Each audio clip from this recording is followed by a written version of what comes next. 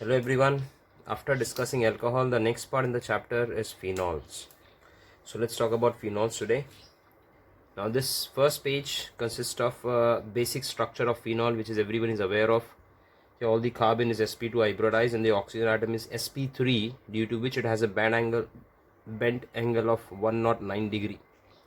And this ring is planar in nature. All the carbon atom lie in one single plane, also called as carbolic acid. But remember, the dipole moment of phenol is 1.54 d by.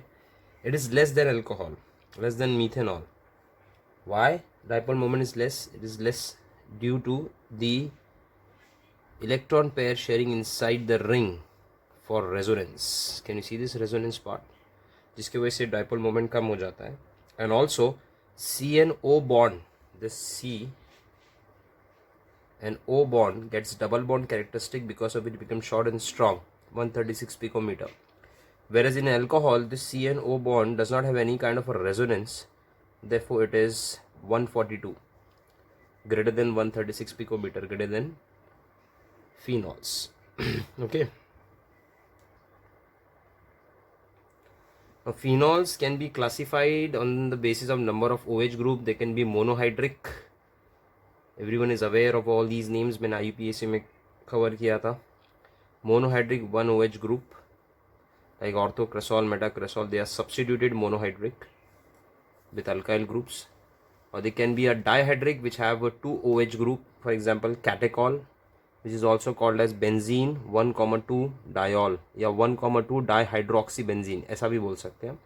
This can also be called as 1,2 dihydroxybenzene.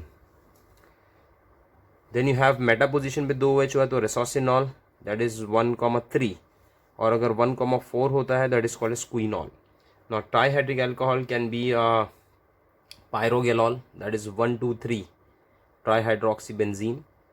Hydroxyquinol, see quinol is 1,4, so 1,4 is quinol, but there is a hydroxy group at the second position, so 1,2,4 trihydroxybenzene is called as hydroxyquinol. Quinol is a 2 OH group.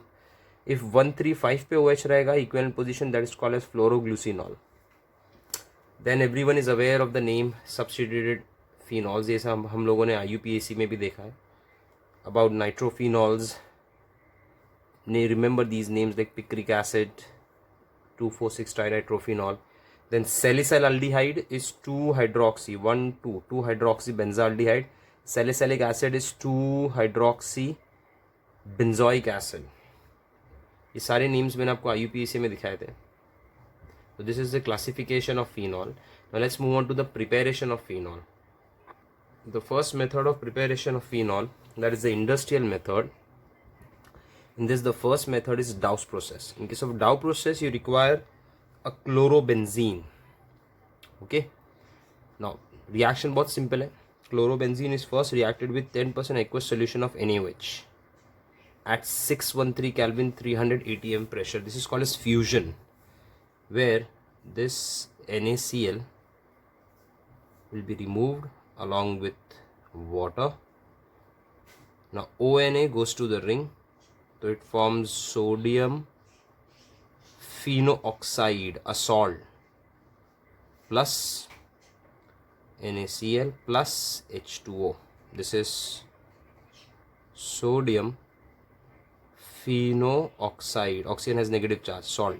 Now this salt will undergo acid hydrolysis. आप HCl ले लो dilute, तो ये Na और Cl निकल जाएगा. H goes to O. Simple reaction है. It forms a phenol plus NaCl. Or the second step can also be carried out by passing CO2 gas in aqueous media. तो you take sodium phenooxide, अब उसमें HCl add मत करो. CO2 gas in aqueous media, तो see the entire part is been removed in the form of NaHCO3, sodium bicarbonate, H goes to O, so you get a phenol plus NaHCO3. This is Dow process. The second process, industrial method, is Raschig process. It is again from chlorobenzene. Simple reaction है. Chlorobenzene is heated with steam at 698 Kelvin in the presence of silica or calcium phosphate as a catalyst. HCl निकल जाएगा, OH ring पे आ जाएगा, so you get a phenol here plus HCl. The same reaction can be carried out by using copper hydrolysis at 673 Kelvin. HCl is removed from here, you get a phenol plus HCl.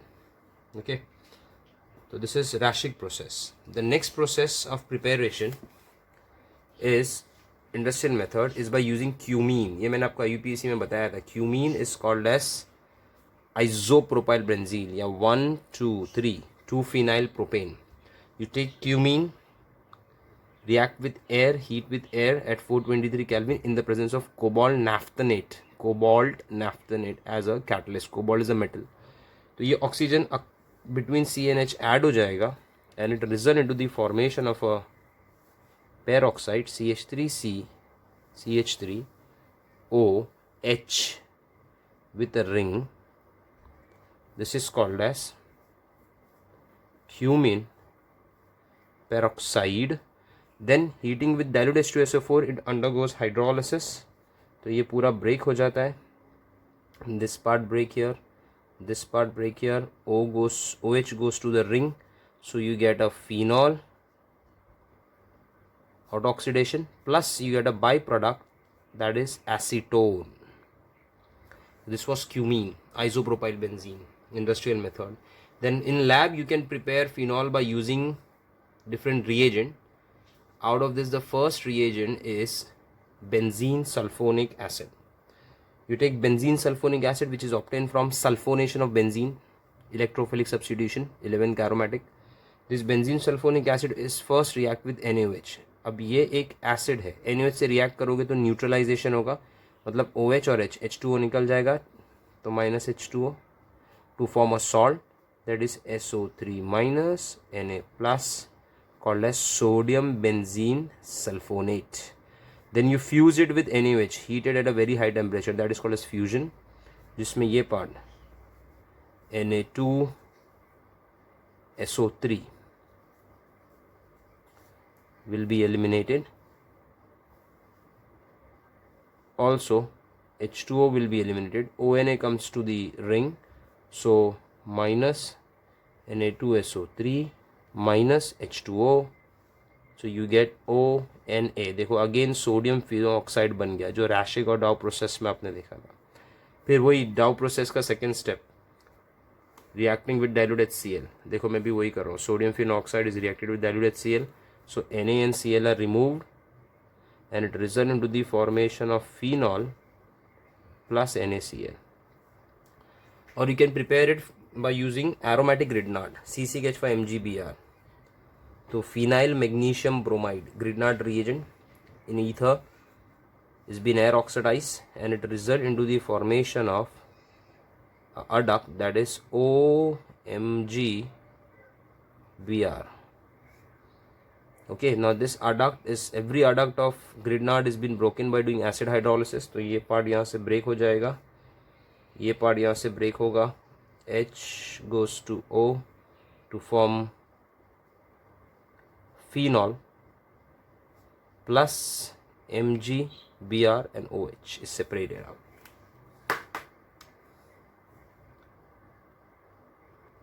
The next reaction is from aniline diazotization. ये reaction Sedmias में भी देखा है, Getamins में देखा है, aromatic amines में देखा है कि when aniline reacts with nitrous acid is freshly prepared by using NaO2 and dilute HCl, that is called as diazotization.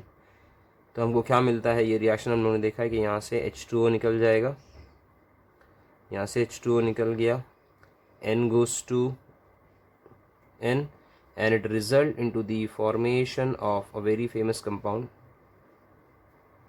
that is N triple bond N plus Cl minus, called as benzene di, मतलब 2, azo मतलब nitrogen, onium मतलब one of the nitrogen has positive charge, chloride. ये मैंने आपको alcohols में दिखाया था, preparation of alcohols में.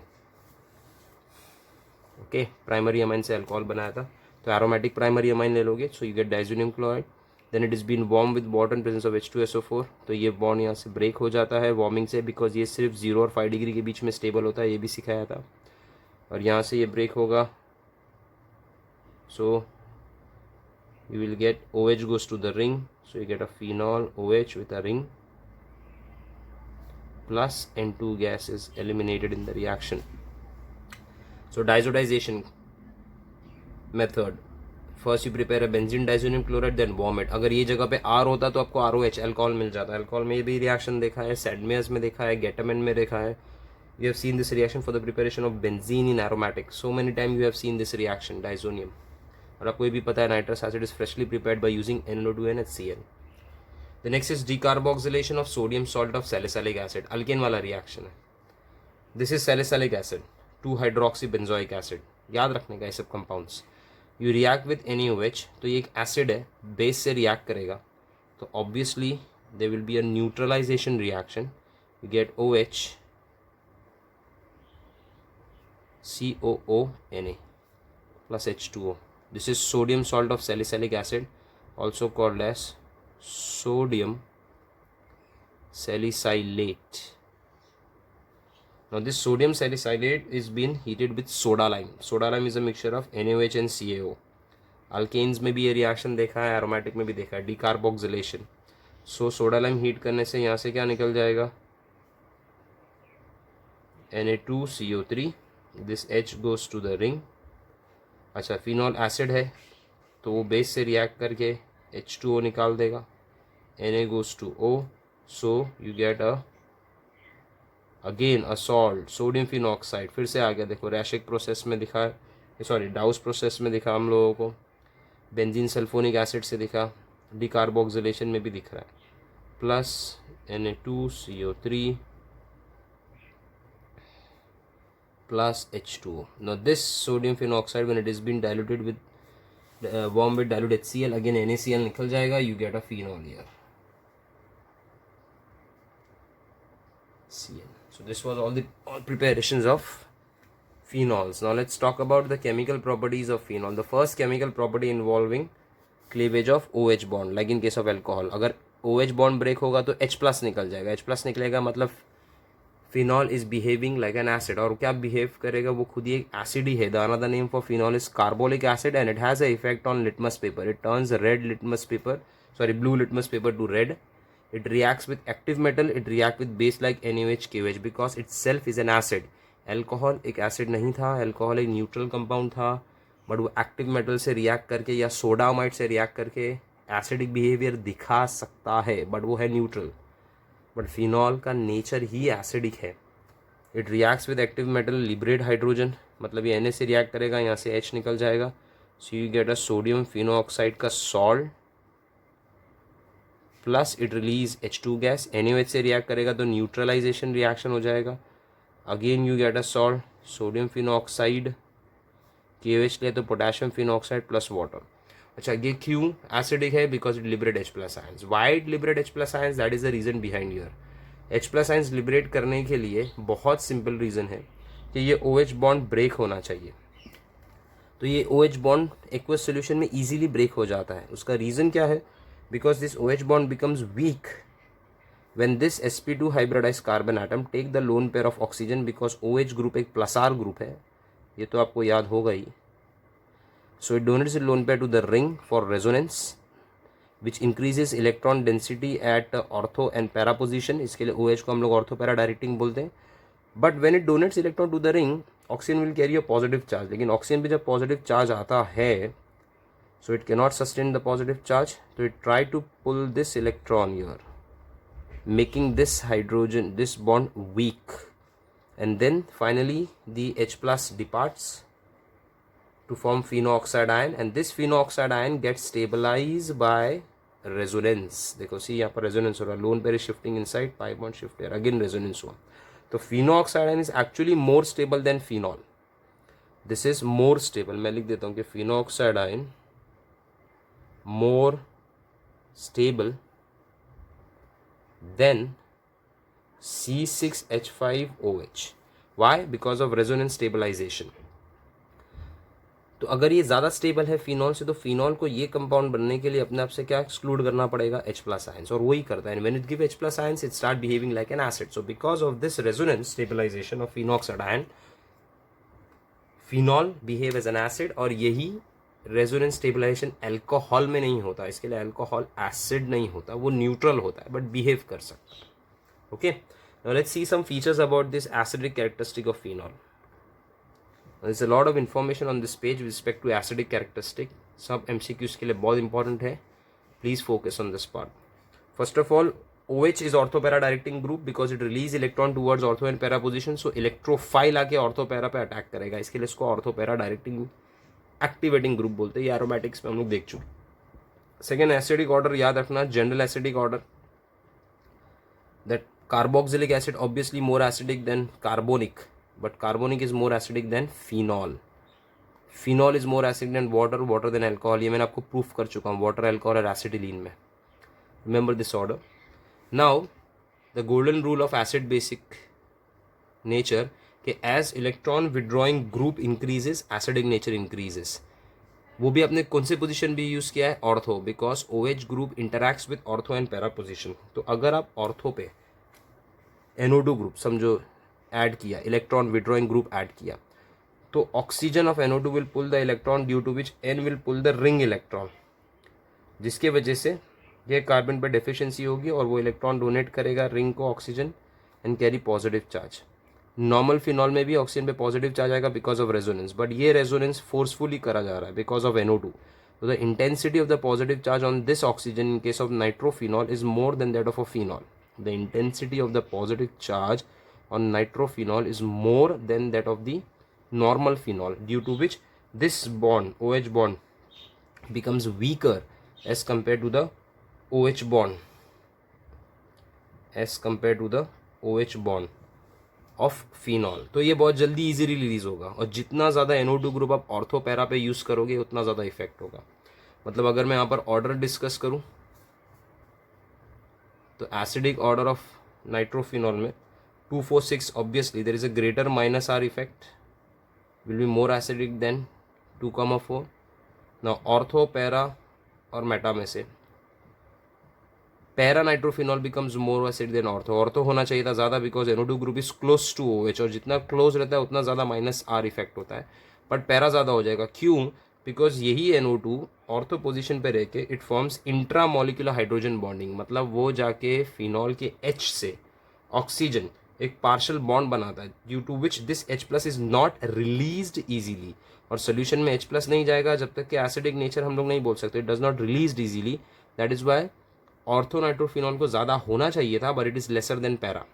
अच्छा, मेटा पे रख के कोई फ़ायदा नहीं है NO2, बिकॉज मेटा पे जब NO2 आएगा तो वो प्लस आर इफेक्ट नहीं दे सकता. It can not operate at meta. Why? Because OH is ortho and para directing. तो मेटा पे होने से इतना ज़्यादा इफेक्ट नहीं होगा as compare to para and ortho. And then you have a phenol because there is no minus R group here, and the alcohol least. So remember this funda, as minus R या electron withdrawing group increases, acidic nature increases. अच्छा, halogen electronegative होते हैं, so electronegative जितना बढ़ेगा उतना acidic nature होगा. Fluorine greater than chlorine, bromine, iodine. Fluorine, ortho, fluorophenol. Fluorophenol को ज़्यादा एसिडिक होना चाहिए as compare to chlorobromo, but वो सबसे लीस्ट होगा. रीज़न? बिकॉज अगेन वो क्या करता है, OH के साथ इंट्रामोलिकुलर हाइड्रोजन बॉन्डिंग बनाता है, जिसकी वजह से H+ इजीली रिलीज नहीं होता. तो दैट इज़ अ रीज़न कि since chlorine has greater electronegativity than bromine and iodine, it becomes more acidic than bromine, bromine than iodine, and iodine से भी कम रहता है fluoro because of intramolecular hydrogen bonding. Case याद रखना fluorophenol का. और why ortho is less than para? Because intramolecular hydrogen bonding ortho बना रहा है. इंट्रा मतलब मॉलिक्यूल के अंदर ही, इंटर मतलब मॉलिक्यूल के बीच में, दो मॉलिक्यूल के बीच में. नाउ डिस्टेंस जैसा बढ़ता है उतना, जितना डिस्टेंस माइनस R या प्लस R ग्रुप का मेन कंपाउंड से बढ़ेगा उतना इफेक्ट कम होगा. Like this chlorine is at ortho position very close to OH, Cl is meta position and this is a para position. So distance is increasing, acidic nature decreases with respect to minus R. Plus R क्या बोलता है? Plus R is that group which release electron to the ring और अगर वो electron देगा तो acidic nature हमेशा कम होगा। रीज़न देख लो, मैंने एक्सप्लेन किया है। All this things are not there in text book, ज़्यादा नहीं है discussion, so see properly. In case of normal phenol, there is a resonance due to which oxygen carry positive charge. But when you introduce a plus R group at ortho position और para position, plus R खुद अपना lone pair देता है ring को, जिसकी वजह से oxygen पे पॉजिटिव चार्ज इंटेंसिटी ज़्यादा डेवलप नहीं होता। और अगर ज़्यादा पॉजिटिव चार्ज इंटेंसिटी डेवलप नहीं होगा so it won't pull this electron easily, तो ये OH बॉन्ड इतना वीक नहीं होगा। So this OH bond is little stronger as compare to the OH of phenol. So that is the reason it does not break easily. So when you introduce a electron releasing group like NH2 group, CH3 group, OH group, alkyls group और metals, अगर आपने ये ortho और para positions पे include किया तो उससे acidic nature कम होगा because it does not weaken this bond as compare to this bonds. So अगर मैं मिथाइल ग्रुप लेता हूँ, मिथाइल इज प्लस आर, तो देखो फिनॉल सबसे ज़्यादा एसिडिक होगा बिकॉज यहाँ पर कोई प्लस आर नहीं है इसका एसिडिक नेचर कम करने के लिए. ना मेटा, पैरा और ऑर्थो में से मेटा का तो कोई इफेक्ट ही नहीं होता, तो इसके लिए इसका प्लस आर इफेक्ट सबसे मिनिमम होगा because OH does not operate to meta. तो since its plus R effect is minimum, इसका एसिडिक नेचर पैरा और ऑर्थो से ज़्यादा होगा. ऑर्थो का और कम हो गया बिकॉज जितना क्लोज रहेगा उतना ज़्यादा प्लस आर इफेक्ट, जितना प्लस आर इफेक्ट उतना एसिडिक नेचर कम. And para is far away, तो plus R is less, here plus R is more, तो para will be more than ortho. Then as you increase, keep on increasing plus R group, the acidic nature decreases. ठीक है ना. एक important point याद रखना कि phenol और पैराफ्लोरोफिनॉल ये दोनों का एसिड नेचर ऑलमोस्ट सेम होता है बिकॉज जब फ्लोरीन पैरा पोजिशन पे होता है, पैरा पोजिशन, तो due to the identical size of fluorine and carbon, fluorine और ये जो कार्बन है इसके साइज ऑलमोस्ट सेम होते हैं, मतलब ज़्यादा डिफरेंस नहीं है. The plus R effect of fluorine and it's minus I effect. अब फ्लोरीन के पास दो इफेक्ट होते हैं, प्लस आर भी होता है और माइनस आई भी होता है. ये दोनों ऑलमोस्ट सेम हो जाते हैं, वरना नॉर्मली कोई भी हैलोजन में minus I is little bit slightly greater than plus R, but para में नहीं होगा.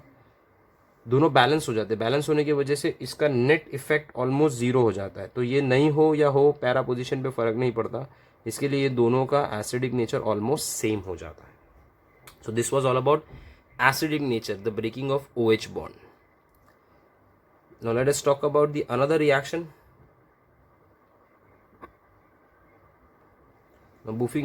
Before moving on to the next reaction, see this part. OCH3NH2. OCH3 and NH2 are plus R groups, और plus R group से acidic nature कम होना चाहिए.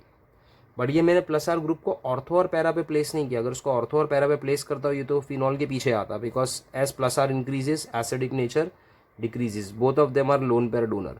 But since OH does not operate with meta position, ये दोनों कौन से position पे प्रेजेंट है वो इंपॉर्टेंट है. They are present at meta position. OH meta position से इंटरैक्ट नहीं करता, तो that is why there plus R effect is nullified. कोई फायदा नहीं है. तो अगर प्लस आर इफेक्ट नलीफाई हो गया तो they will start behaving in the normal electronegative nature. Oxygen is electronegative, nitrogen is electronegative. So ये क्या करेंगे at meta position, they have little bit of minus I effect, the electronegative nature, जिसके वजह से as minus I increases acidic nature increases, they become more acidic than phenol. तो याद रखना meta position पे मिथॉक्सी ग्रुप, एल्कोक्सी ग्रुप है, NH2 group है, they are predominantly electron releasing group ही है. But plus R can not operate through meta which give a chance to oxygen in OCH3 and nitrogen in NH3 to play their electronegative effect on the ring, and due to which their acidic nature increases. Now next reaction is ether formation. ये हम लोग next video में देखते हैं about ether formation. ये सब में भी OH bond ही break हो रहा है. Okay, we'll continue this in the next video.